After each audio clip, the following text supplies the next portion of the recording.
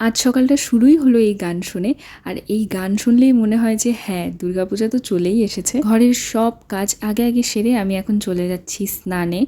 Shampoo করেছি আর স্নান থেকে বেরিয়ে দেখলাম যে বাইরে ঝমঝম করে বৃষ্টি পড়ছে।